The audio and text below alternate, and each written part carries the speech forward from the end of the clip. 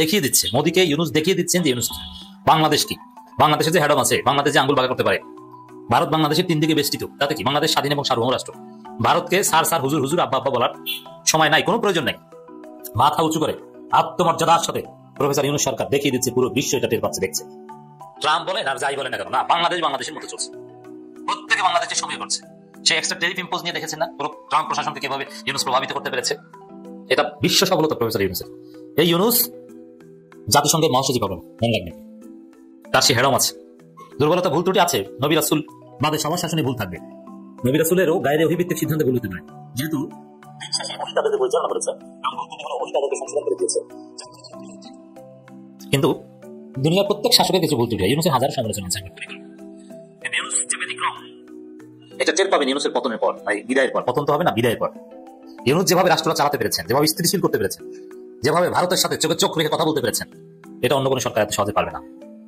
দর্শক, আপনারা জানেন যে বাংলাদেশের নিরাপত্তা উপদেষ্টা, প্রধান উপদেষ্টা, নিরাপত্তা উপদেষ্টা ডক্টর খলিলুর রহমান ভারত সফরে গেছেন, অজিত দোভালের সাথে মিটিং করেছেন।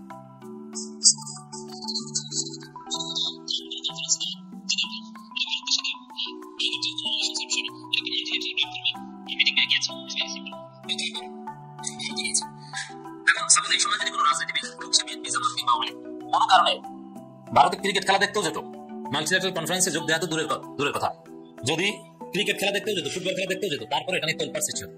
ভারত এতটা নিকৃষ্ট রাষ্ট্র, বাংলাদেশের মানুষ তাদেরকে এতটা খারাপ জানে।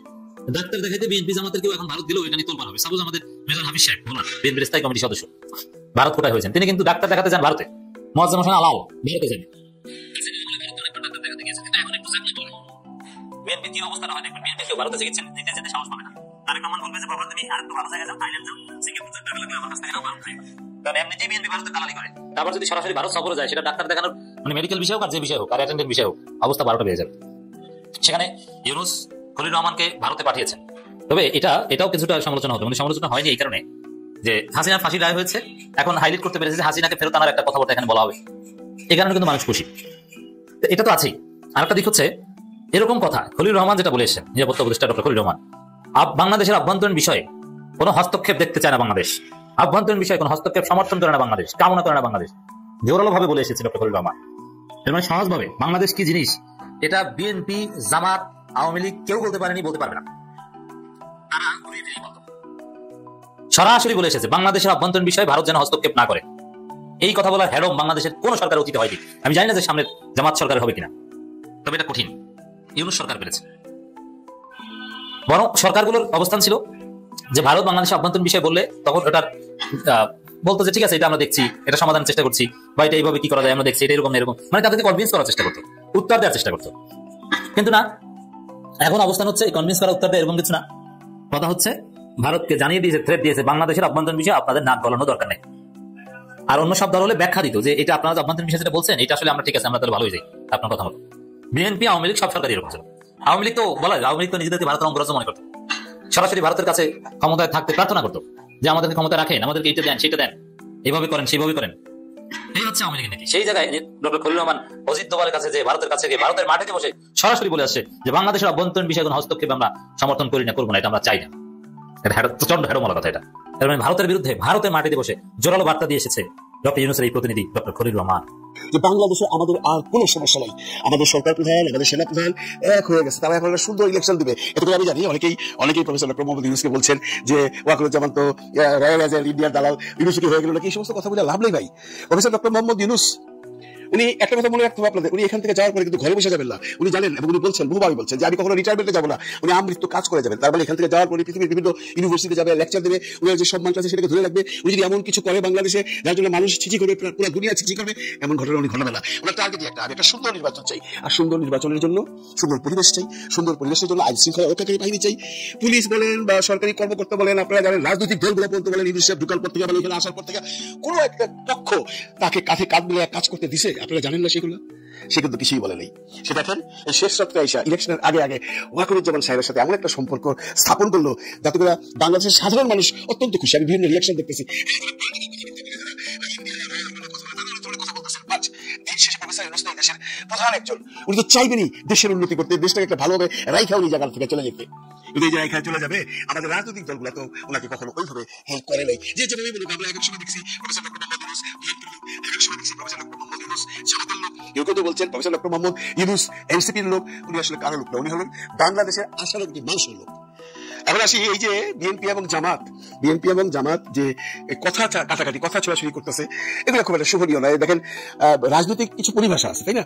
সারা বিশ্বেই রাজনৈতিক দল এক দল আরেক দলের বিপক্ষে কথাবার্তা বলেন। আমরা প্রচুর ভাগ করতেছি যে আমাদের মধ্যে অনেকে, ইভেন এনসিপিও, কথার মধ্যে কোনো শুভনতা রাখে না। আমি তাদেরকে রিকোয়েস্ট করবো, আপনারা ইলেকশন করছেন, যার যার ভোট চাচ্ছেন, ভোট চান, কিন্তু অন্য দলকে খাটো করে কথা বলবেন। এই যে ইস্যুতে ফকির ইসলাম বিষয় বললেন যে জামাত 5% ভোটও পাবে না, বলছে না? হ্যাঁ, এখন কথা হচ্ছে যে জামাত কত পার্সেন্ট ভোট পাবে সেটা তো ইলেকশনের সময় দেখা যাবে। জামাতের কি সেই পজিশনটা আছে আপনি নিজে বুঝেন না? জামাত কোথা থেকে কোথায় আসছে আপনি নিজে বুঝেন না? আপনি যে কথাগুলো বলেন এগুলো বললে কিন্তু আপনার পপুলারিটি নষ্ট হয়। আপনারা যদি জামাতকে 5% ভোট পাই বলে মনে করলে তাকে আন্ডার এস্টিমেট করেন, ঠকবেন আপনারা, আর কেউ ঠকবে না।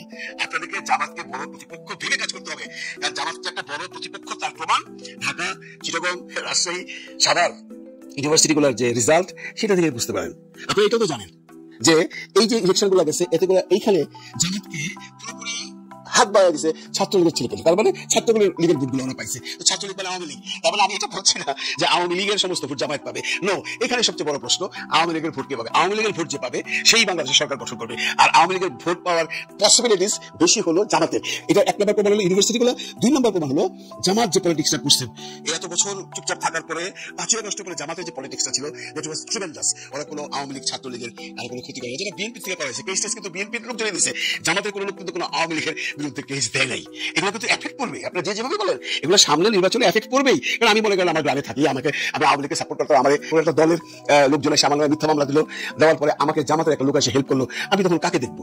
আর আপনারা যারা বলছেন, ফখরুল ইসলাম আলমী সাহেব এক জায়গায় বলছেন, আমি কসম মাহমুদ সাহেব বলছেন যে না না, এগুলো বিএনপি ছেলেপেলেরা করে নাই, এগুলো যুক্তের রাজনীতি যারা করে, মানে জামাত কেমিন করছে, তারা করে বিএনপির উপরে এটার দোষটা পাচ্ছে। কিন্তু সত্যি কথা যেটা, যার সাথে ঘটনা ঘটেছে সেই জানে কারা করেছে, সে চিনে তাদেরকে। এবং এটা তো সর্বজন বিদিত যে 5 আগস্টের পরে আওয়ামী লীগদের বিরুদ্ধে, আওয়ামী লীগের মানে যারা দল নেতা বা দলীয় কর্মী ছিলেন তাদের বিরুদ্ধে ম্যাক্সিমাম কেস বিএনপির মানুষই করছে। এখন এই মানুষগুলো কি আপনাদের ভোট দেবে? সেই হিসাবে কিন্তু জামাতি ভোট দেবে। তারপরে আরেকটা হিসাব নিকাশ আমাদের হয়তো মনে রাখতে হবে, দ্যাট ইজ হাসিনা কি বলে। আপনার মনে রাখেন, ইলেকশনের আগে শেখ হাসিনা, ইলেকশনের 1-2 দিন আগে তার একটা ইনস্ট্রাকশন থাকবে, সে একটা দলকে সাপোর্ট করবে, মানে এই জন্য সাপোর্ট করবে যেন তার কর্মীগুলো সেই দলটাকে ভোট দেয়, সেইখানেই হবে ভোটের জয় পরাজয়। সম্প্রতি বাংলাদেশ ভুয়া তথ্য ও বিভ্রান্তিমূলক তথ্যের মিস ইনফরমেশন এবং ডিসইনফরমেশন হুমকির মুখোমুখি হয়েছে বলে মন্তব্য করেন জাতীয় নিরাপত্তা খলিলুর রহমান। দেখেন, তিনি বলেন যে আমরা ভুয়া তথ্য এবং বিভ্রান্তিমূলক তথ্যের সম্মুখীন হচ্ছি। অবশ্যই ভারত থেকে আপনি দেখেন যে ভারতের প্রত্যেকটা কিন্তু বলতেছে যে শেখ হাসিনা ফাঁসি দেয় নাকি, বাংলাদেশে প্রচুর লোক মারা গেছে, বাংলাদেশ শত হয়ে গেছে, গাড়ি ঘোড়া চলে না, ভাঙচুর আগুন, অথচ কিছুই নেই। তারা বিভিন্ন দেশের বিভিন্ন আগুনের বিভিন্ন ছবি এনে তারা এইসব ভিডিও বানায়। এবং আপনারা সবাই জানেন যে বাংলাদেশের বিরুদ্ধে সবচেয়ে বড় মিস ইনফরমেশন এবং ডিসইনফরমেশন হচ্ছে ভারত। তাহলে খলিল রহমানের বক্তব্যে আমাদের বলেছিলাম একটা হচ্ছে যে ভারত বাংলাদেশের ব্যাপারে কোনো নাক গলাতে পারবে না, স্পষ্ট করে মুখে বলেছেন। দ্বিতীয়, এইসব মিস ইনফরমেশন এবং ডিসইনফরমেশন ছড়ানো যাবে না, তিনি স্পষ্ট বলেছেন। এবার আসি যে এই অজিত দোভালের সঙ্গে রুদ্রদ্বার বৈঠকে আসলে কি কথা হচ্ছে। দেখুন, এগুলো জানা খুব টাফ, বাট আমরা যেরকম বড় জানি আর কি, যে অবশ্যই খলিল রহমান বাংলাদেশে এসেছেন, এসে সেখানে কিছু লোকের সাথে কথা বলেছেন, কি কথাবার্তা হয়েছে, আলোচনা হয়েছে, সেখানে সামরিক কর্মকর্তারা ছিলেন। তো সব মিলিয়ে কিছু কিছু খবর আসলে আমাদের কানে আসে। তো এই নির্ভরযোগ্য সূত্রেই যা জানা গিয়েছে সেটা হচ্ছে যে খলিল রহমান অজিত দোভালের সামনে খুবই স্ট্রং পজিশন নিয়েছেন, খুবই স্ট্রং পজিশন। এবং খলিল রহমানের মনে হয়েছে যে ভারত আসলে আগের চেয়ে সুরে নরম করেছে। কারণ দেখেছেন যে শেখ হাসিনার ফাঁসি দেওয়ার পর ভারত কি বলেছে? ভারত বলেছে যে আমরা এই শেখ হাসিনার রায়ের ব্যাপারে অবগত আছি এবং আমরা বাংলাদেশ জনগণের সঙ্গে কাজ করতে চাই, আমরা অংশীদারিত্ব সম্পর্ক চাই এবং স্বচ্ছতা, জবাবদিহিতা এবং অংশগ্রহণমূলক সম্পর্ক সকল পক্ষের সঙ্গে নিশ্চিত করতে চাই, এরকম একটা কথা বলেছে, তাই না? তো এই স্টেটমেন্টটা কিন্তু আওয়ামী লীগের পছন্দ হয়নি। আওয়ামী লীগ বলেছিল যে ভারত সরকার বলবে যে না, এই বিচার ভুয়া, এই বিচার মানি না ইত্যাদি, কিন্তু ভারত সরকার কিছু বলে নেই। ভারত সরকার পরোক্ষভাবে এই বিচারটাকে অ্যাকসেপ্ট করে নিয়েছে এবং ভারত সরকারের এই বিবৃতি শুনে কলকাতায় পলাতক আওয়ামী লীগের মধ্যে কান্নার রোল পড়ে গিয়েছে। তো ভারত আগের চেয়ে কোনো সন্দেহ নাই, এটাই খলিল রহমানের সঙ্গে রুদ্রদ্বার বৈঠকে খলিল রহমান বুঝতে পেরেছেন। বা খলিল রহমান কত স্ট্রং পজিশন নিয়েছেন। খলিল রহমান অজিত দোভালকে বলেছেন যে Hasina is a gone case, dead case, এটা নিয়ে আমরা কোনো আলোচনা করতে চাই না। আপনি জানেন যে ভারতের জাতীয় নিরাপত্তা উপদেষ্টা অজিত দোভাল, তিনি হচ্ছেন শেখ হাসিনার লোকাল গার্জিয়ান। শেখ হাসিনা পালিয়ে যাওয়ার সময় কিন্তু এই অজিত দোভাল শেখ হাসিনাকে হিন্ডন বিমানবন্দরে রিসিভ করেছেন এবং শেখ হাসিনা নাকি অজিত দোভালের হাত ধরে অনেক কাটাকাটি করেছেন সেই সময়। দেখো, তো খলিল রহমান বলেছেন অজিত দোভালকে যে হাসিনার ব্যাপারে কোনো কথা শুনতে চাই না, হাসিনা হচ্ছে ডেড কেস, বাংলাদেশে হাসিনা আর কখনোই ফিরবে না এবং তাকে পুনর্বাসনের কোনো প্রশ্নই আসে না। এখন অজিত দোভাল এটা খলিল রহমানকে জিজ্ঞেস করেছেন নাকি অজিত দোভাল স্ত্রী বলেছেন, এটা আসলে জানা যায়নি। তবে আমি শুনেছি যে অজিত দোভালের সঙ্গে খলিল রহমানের অত্যন্ত সৌহার্দ্যপূর্ণ পরিবেশে খোলামেলা কথা হয়েছে এবং খলিল রহমান অজিত দোভালকে বাংলাদেশ সফরের আমন্ত্রণ জানিয়েছেন। সুতরাং বোঝাই যায় যে এটা খুব আলোচনাটা খুবই ভালোভাবে হয়েছে। এবং সেখানে আরো শোনা যায় যে ভারতের পক্ষ থেকে আলোচনার প্রস্তাব দেওয়া হয়েছে। কি আলোচনার প্রস্তাব দেওয়া হয়েছে আসুন সে ব্যাপারে কল্পনা করি। আলোচনা হচ্ছে যে ভারত চায় বাংলাদেশের ভিতর দিয়ে একটা ট্রানজিট, কলকাতা থেকে আসামের দিক দিয়ে বাংলাদেশের উপর দিয়ে যে একটা রেল লাইন বা সড়ক পথ পদ্মা সেতু হয়ে এটা ভারত চায়। ভারত ট্রানজিট চায়, ভারত চট্টগ্রাম বন্দর ব্যবহার করতে চায়, তারপরে বাংলাদেশের ভিতরে কয়েকটা ইকোনমিক জোন চায়, যেমন যে রপ্তানি উন্নয়ন ব্যুরো মতো এরকম জোন চায়, ডিপ্লোমেসি উন্নয়ন করতে চায় এবং নিরাপত্তা বিষয়ক তথ্য আদান প্রদানের সহযোগিতা চায়।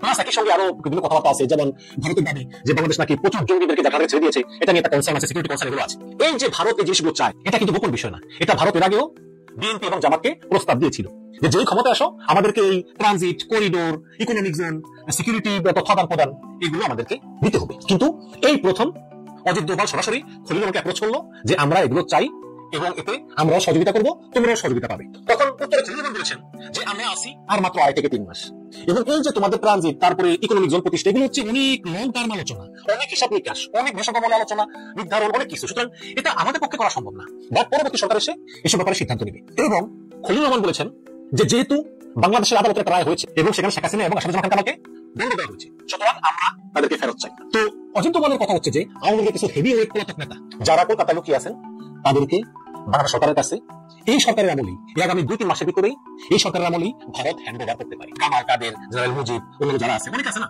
এদের কয়েকজন হেভি ওয়েট আওয়ামী লীগ নেতাকে এই সরকারের আমলেই ভারত হস্তান্তর করবে বাংলাদেশের কাছে, যদি বাংলাদেশের কাছ থেকে তারা কিছু নিশ্চয়তা পায়।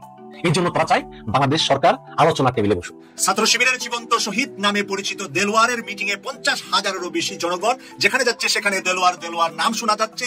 আতঙ্কিত মির্জা ফখরুল ইসলাম আলমগীর এবার তাহলে নির্বাচন কি আরেকটি আসনে করবেন, যেহেতু নিজের আসন হারানোর সম্ভাবনা দেখা দিয়েছে দেলোয়ারের সাথে। সেই ঠাকুরগাঁয়ের সেই অঞ্চলে বর্তমান সময়ে দেলোয়ার ছাড়া রাস্তার একেবারে ফকির ভিক্ষুক থেকে শুরু করে রিক্সা চালক, ভ্যান গাড়ি চালক থেকে শুরু করে অফিস আদালত, সরকারি অফিসার, কর্মকর্তা যেখানেই যায় সেখানেই নাম শুধু শোনা যাচ্ছে দেলোয়ার। এখন মানে এত বড় বিএনপির এত বড় প্লেয়ার, এত বড় দ্বিতীয় second in commander Mirza Fakhrul Islam Alamgir যদি সেখান থেকে ফেল করেন, সেই আতঙ্কে মির্জা ফখরুল ইসলাম আলমগীর বিএনপির কোন একটি ঘাঁটি থেকে আরেকটি আসন পেয়ে 2টা আসনে নির্বাচন করার চিন্তা করছে বলে আমরা যতটুকু তথ্য পেয়েছি। দর্শক, ইতিমধ্যে আমরা কিন্তু ঠাকুরগাঁয় গিয়ে মির্জা ফখরুল ইসলাম আলমগীরের কিছু উলটপালট কথাও শুনেছি, যে উলটপালট বক্তব্যগুলা সোশ্যাল মিডিয়াতে ভাইরাল হয়েছে। বিভিন্ন ধরনের কথা তিনি সেখানে বলেছেন, কারণ হলো 71 নিয়ে এসেছেন, বিভিন্ন কিছু উনি নিয়ে এসেছেন, জামাতকে নিয়ে কুরুচিপূর্ণ মন্তব্য উনি করেছেন। কারণ দেলোয়ারের যেই জোয়ার উনি দেখতেছেন, সেই জোয়ারের কাছে উনি যদি ভেসে যান, ওনার জীবনের শেষ নির্বাচন উনি ডিক্লেয়ার করেছেন। আর বিএনপির মহাসচিব যদি হেরে যা, ছাত্র শিবিরের ঢাকা মহানগর দক্ষিণের অ্যাসিস্ট্যান্ট সেক্রেটারি মাত্র দেলোয়ার, বয়সে তরুণ, রাজশাহী বিশ্ববিদ্যালয়ের ছাত্র শিবিরের সভাপতি ছিলেন এই দেলোয়ার ছিলেন ছাত্র শিবিরের কেন্দ্রীয় সভাপতি 11-12 সালে, যখন নাকি আল্লামা সাইদির রায় হয়, জামাত নেতাদের রায় হয়, তখন কেন্দ্রীয় সভাপতি দেলোয়ার। আর এই দেলোয়ারকে প্রায় 50 দিনের বেশি রিমান্ড দিয়েছিলেন শেখ হাসিনা, 5 বছরের বেশি কারাগারে রেখেছিলেন শেখ হাসিনা। অপরদিকে মির্জা ফখরুল ইসলাম আলমগীর শেখ হাসিনার 15.5 বছরে 5 মাস কারাগারে থাকতে হয় নাই, রিমান্ডে 1 দিনের জন্য যেতে হয় নাই। এখন দেলোয়ার কেন জনপ্রিয়তা অর্জন করলেন? জানা গিয়েছে যে দেলোয়ারের এত বেশি জনগণের সাথে সম্পর্কিত, মাঠে ঘাটে চাষে বাসে যেখানে মানুষ আছে সেখানেই দেলোয়ারকে পেয়ে বুকে ছড়িয়ে নিচ্ছে। একজন দারোয়ান থেকে শুরু করে সর্বোচ্চ লেভেলে দেলোয়ারকে কাছে আপন হিসাবে পাচ্ছে। অপরদিকে মির্জা ফখরুল ইসলাম আলমগীর আমাকে চিনছেননি এই কথা বলার পরে তার এলাকার একজন লোকের সাথে যে দুর্ব্যবহার করেছে, সেই দুর্ব্যবহার থেকে জানা গিয়েছে যে মির্জা ফখরুল ইসলাম আলমগীর কখনো জনগণের সাথে এভাবে মিশেন না, শুধুমাত্র দলীয় ফোরামের ভিতরে উনি সীমাবদ্ধ থাকেন। সাধারণ মানুষের সাথে যে মিশতে হবে, সাধারণ গ্রামের মানুষকে যে বুকে টেনে নিতে হবে, কারণ নির্বাচনে আপনি চেয়েছেন পিআর পদ্ধতি, চান নাই। পিআর পদ্ধতি চেলে মির্জা ফখরুল ইসলাম আলমগীর 2 নম্বরে নির্বাচিত হতেন, কারণ দলের ভারপ্রাপ্ত চেয়ারম্যানের পরই মির্জা ফখরুল ইসলাম